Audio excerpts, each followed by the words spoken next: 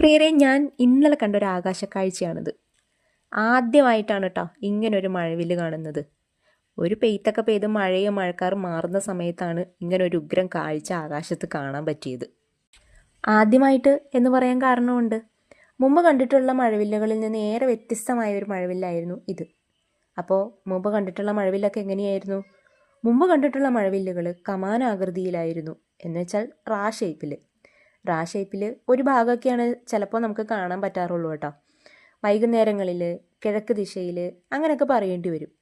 ഇത് ഞാൻ ആദ്യമായിട്ടാണ് തലതിരിഞ്ഞൊരു മഴവില്ലിനെ കാണുന്നത്. തലതിരിഞ്ഞത് എന്ന് പറഞ്ഞത് ഇപ്പോൾ മനസ്സിലായില്ലേ? ചന്ദ്രക്കല പോലെ. ചെറിയ ക്ലാസ്സിൽ പഠിക്കുമ്പോൾ പ്രൈമറി റെയിൻബോ, സെക്കൻഡറി റെയിൻബോ എന്നൊക്കെ പറഞ്ഞ് കേട്ടിട്ടുണ്ട്. അതിലേതെങ്കിലും ആണോ ഇതൊന്നും അറിയില്ല. എന്തെങ്കിലും ആവട്ടെ.